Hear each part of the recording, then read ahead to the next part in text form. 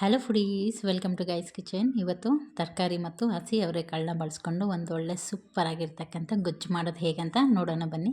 ಅದಕ್ಕಾಗಿ ಇಲ್ಲಿ ತರಕಾರಿ ಹೆಚ್ಚಿಟ್ಕೊಂಡಿದ್ದೀನಿ. ಕ್ಯಾರೆಟು, ಬೀನ್ಸು, ಗೆಡ್ಡೆಕೋಸು ಹಾಗೆ ಹೀರೆಕಾಯಿನ ನೋಡಿ. ಈಗ ಒಂದು ಮಸಾಲ ರೆಡಿ ಮಾಡ್ಕೊಳ್ಳೋಣ. ಅದಕ್ಕಾಗಿ 2 ಇಂಚು ಚಕ್ಕೆ, ಒಂದು 8ರಿಂದ 10 ಲವಂಗ ಹಾಕ್ಕೊಂಡು ಇದನ್ನು ಡ್ರೈ ರೋಸ್ಟ್ ಮಾಡಿಕೊಂಡು ಒಂದು ಪ್ಲೇಟ್ಗೆ ಎತ್ತಿಟ್ಕೊಳ್ಳೋಣ. ಈಗ ಅದೇ ಬಾಣಲೆಗೆ 1 ಸ್ಪೂನಷ್ಟು ಗಸಗಸೆಯನ್ನು ಸಹ ಹಾಕ್ಕೊಂಡು ಅದನ್ನು ಡ್ರೈ ರೋಸ್ಟ್ ಮಾಡಿಕೊಂಡು ಅದೇ ಪ್ಲೇಟ್ಗೆ ತೆಗೆದಿಟ್ಕೊಂಡಿದ್ದೀನಿ. ಈಗ ಇದನ್ನೆಲ್ಲ ಮಿಕ್ಸಿಗೆ ಸೇರಿಸ್ಕೊಳ್ಳೋಣ. ಒಂದು ಮಿಕ್ಸಿ ಜಾರ್ಗೆ ಇದನ್ನು ಫ್ರೈ ಮಾಡಿಟ್ಟಿರ್ತಕ್ಕಂಥ ಡ್ರೈ ಮಸಾಲ, ಹಾಗೆ 1 ಮುಷ್ಟಿಯಷ್ಟು ಬೆಳ್ಳುಳ್ಳಿ, ಹಾಗೆ 1 ಮುಷ್ಟಿಯಷ್ಟು ಹುರಿಗಡಲೆನೂ ಹಾಕ್ಕೊಂಡು ಇದನ್ನು ಪೌಡರ್ ಮಾಡ್ಕೊಂಬರೋಣ.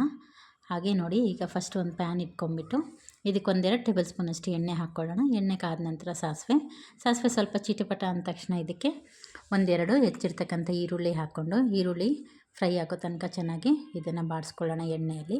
ಹಾಗೆ ಇದಕ್ಕೆ 1-2 ಎಸಲಷ್ಟು ಕರಿಬೇವನ್ನು ಸೇರಿಸ್ಕೊಂಡು ನೀಟಾಗಿ ಎಣ್ಣೆಯಲ್ಲಿ 1-2 ನಿಮಿಷ ಮೀಡಿಯಮ್ ಫ್ಲೇಮ್ ಇಟ್ಕೊಂಡು ಚೆನ್ನಾಗಿ ಇದನ್ನು ಹುರ್ಕೋಬೇಕಾಗತ್ತೆ. ಈ ರೆಸಿಪಿ ತುಂಬಾ ಚೆನ್ನಾಗಿರುತ್ತೆ. ಚಪಾತಿ, ಪೂರಿ, ರೋಟಿ, ರೈಸು ಎಲ್ಲದರ ಜೊತೆಗೂ ಹೊಂದ್ಕೊಳ್ಳುತ್ತೆ. ಒಮ್ಮೆ ಟ್ರೈ ಮಾಡಿ ಈ ಥರ. ಹಾಗೆ ನೋಡಿ, 1-2 ಟೊಮೊಟೊ ಹೆಚ್ಚಿಬಿಟ್ಟು ಇದ್ರ ಜೊತೆಗೆ ಸೇರಿಸ್ಕೊಂಡಿದ್ದೀನಿ. ಇದನ್ನು ಈಗ ನೀಟಾಗಿ ಫ್ರೈ ಮಾಡ್ಕೊಳ್ಳೋಣ. ನಂತರ ನಾವು ಹೆಚ್ಚಿಟ್ಟಿದ್ವಲ್ಲ ಆಲ್ರೆಡಿ ತರಕಾರಿ, ಅದನ್ನೆಲ್ಲ ಈಗ ಕುಕ್ಕರ್ಗೆ ಸೇರಿಸ್ಕೊಳ್ಳೋಣ. ಆ್ಯಕ್ಚುಲಿ ಇದು ನನ್ನ ತಂಗಿ ಮಾಡಿರ್ತಕ್ಕಂಥ ರೆಸಿಪಿ, ಅವಳದೇ ಓನ್ ರೆಸಿಪಿ ಅಂತ ಹೇಳ್ಬೋದು.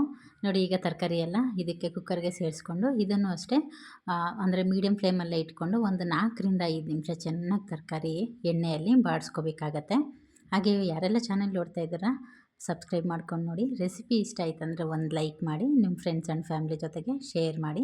ನೋಡಿ, ಆಲ್ರೆಡಿ ಮಸಾಲೆ ರುಬ್ಬಿದ್ವಲ್ಲ, ಅದಕ್ಕೆ ನೀರು ಮಿಕ್ಸಿ ಜಾರಿಗೆ ನೀರು ಸೇರಿಸ್ಕೊಂಡು ಅದನ್ನ ಪೇಸ್ಟ್ ಮಾಡ್ಕೊಳ್ಳೋಣ.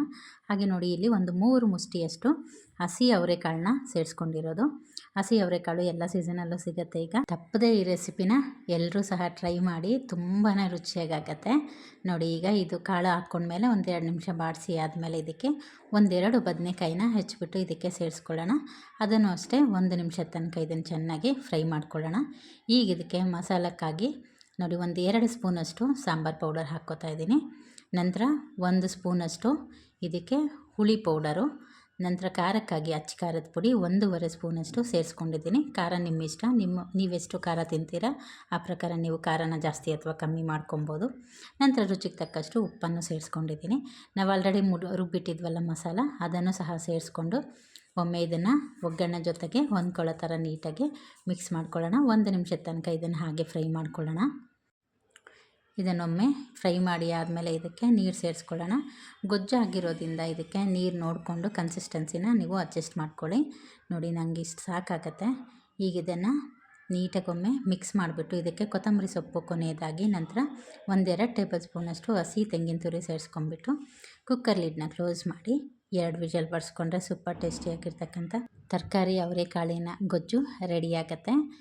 ನೀವು ಸಹ ಟ್ರೈ ಮಾಡಿ. ರೆಸಿಪಿ ಹೇಗಾಗಿತ್ತು ಅನ್ನೋದನ್ನು ಕಮೆಂಟ್ ಮಾಡೋದು ಮರಿಬೇಡಿ. Thanks for watching.